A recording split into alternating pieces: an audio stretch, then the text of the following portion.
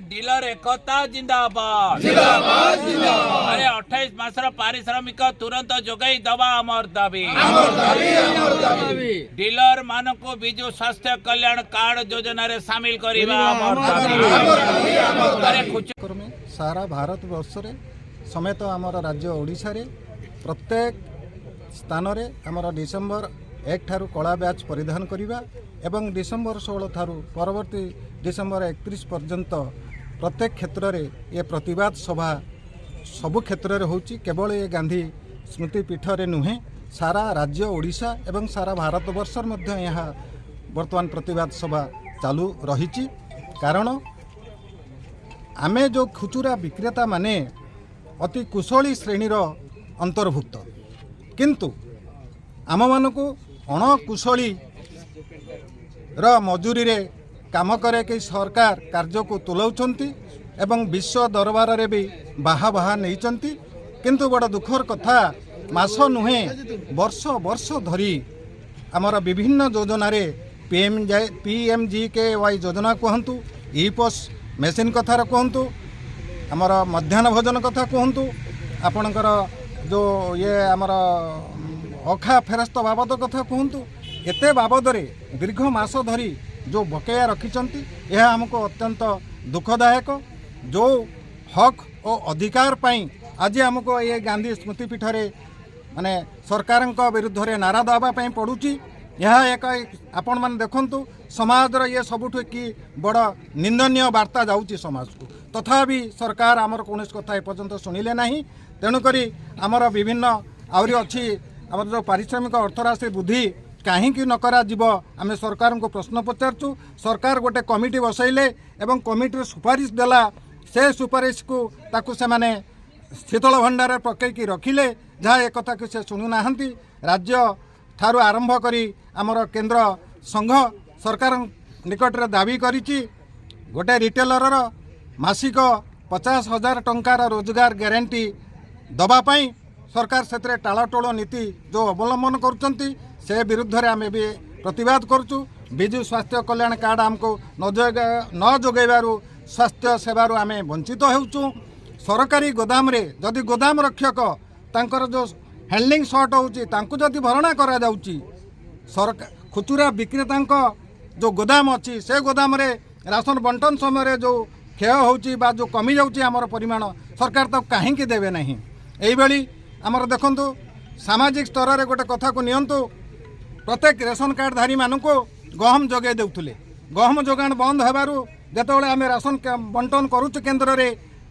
ग्राहक मानकर बहु असंतोषर उत्तर आमको दबा पे पड़ुची तेणुकरी ये संबंध रे आमे सरकार निकट रे दाबी रखुचु बड़ दुखर कथा तुरंत आमर जो अधिकार आ जो हक अच्छी आमको देदेवा उचित जदि न दिया जीव सारा भारत वर्षर जो आमर केंद्रीय समिति अच्छी तांको डाकरा रे सारा राज्य ठारू आरंभ करिकी केंद्र पर्यंत जनवरी 1 ठारू राशन बंटन प्रक्रिया को बंद रखिबो जनवरी 16 रे रामलीला मैदान को जाई पहुंची दिल्ली पार्लियामेंट भवन को विक्षोभ करिबो ये गांधी पीठ रे माने आमे समस्ते आज जो बसी जो कला भ्यास परिधान करी हमर मुख्य उद्देश्य होची सरकार आमको दीर्घ 40 मास धरी जो जोगाण व्यवस्था जो चाउल बंटन कले से चाउल बंटन आम समस्ते डीलर माने बांटिलु किंतु आमर जो कराल जो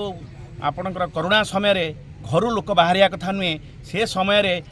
आमको सरकार देले बंटन व्यवस्था करने आम निज को जीवन को बाजी लगे आम ए बंटन व्यवस्था कलु किंतु सरकार 40 मासर बकेया पारिश्रमिक आमको आज पर्यंत प्रदान करले ना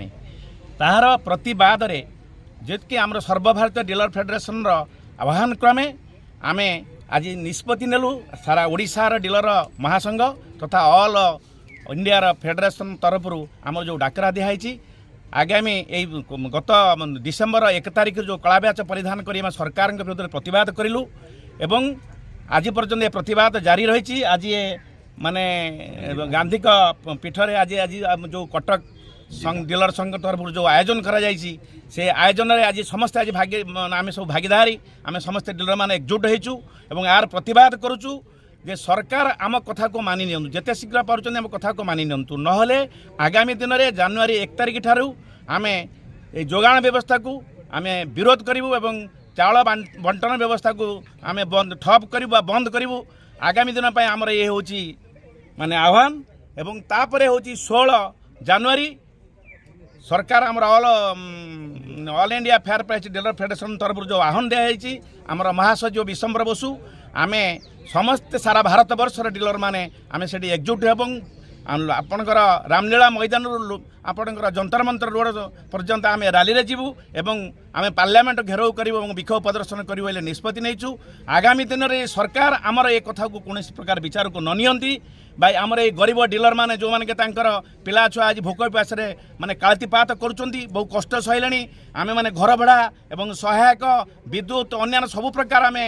माने निज हाथर पैठ करूँ किंतु आमे बर्तमान आम मेरुदंड भांगी जाइए आम दुर्बल हो जाइछु। तेणु सरकार को आम चेतावनी देउछु सरकार जदि आगामी दिन में आमर ए व्यवस्था को जिते शीघ्र समाधान न करती ताले आगामी दिन में आमर ए आंदोलन तीव्रतर हम। आज यही कटक डीलर महासंघ तरफ ऑल ओडिशा डीलर महासंघ तरफ ऑल इंडिया डीलर महासंघ तरफ आम सरकार को चेतावनी दौचु निश्चय आम राजरास्तार ओह्लैबू एवं दीर्घ दिन पर जेपर्यंत समाधान न होइछि आम निश्चय ये आंदोलन जारी रखिबू। यह ही आमर माने उद्देश्य। समस्ते जानिथिबे सारा ओडिशार एवं सारा भारतवर्षर रिटेलर माने गत डिसेम्बर मास 1 तारिख ठारू कला बैच पिंधि आमर न्याय्य दाबी पई आम प्रतिवाद करि आसिछु एवं आज पवित्र यही गांधी स्मृति पीठ रे आमे आज उपस्थित होइछु एवं आमे प्रतिवाद जनाऊछु जे आमे हक परिश्रम कला परे जो कथा आमर पारिश्रमिक मिलवा कथा विगत 28 मास धरी आमर पारिश्रमिक कोरोना समय आज पर्यंत बकेया रखिछंती सरकार आमर बकेया पैसा देउनाहंती एवं केंद्र कहूची पैसा दे देइची राज्य सरकार कहउछंती आमे पैसा पाई नाहु। ये जो भितर आमे पेशी हो जाइछु बर्तमान आमर परिवार संपूर्ण भाव में उछन हवा अवस्था अच्छी आमे हाथरू पैसा खर्च करी नेट खर्च करी मेसीन चलई सहायक सहायिका मानकर खर्च बहन करी विद्युत खर्च बहन करी घर भड़ा देकी सरकार के योजना आमे सफल आज पर्यंत कर आसीछु। किंतु महात्मा गांधी कही जेते अन्याय हेब अन्याय सहीजा एक पाप कार्य। आज महात्मा गांधी पीठरे आमे समस्ते शपथ नहींचु ये अन्याय आउ सहीबू नहीं जदि आमर पारिश्रमिक तुरंत पैठ न करते आगामी जनवरी 1 तारिख 2024 मसीह समग्र सामग्री बंटन एवं सामग्री उठाण आमे बंद करदेबू।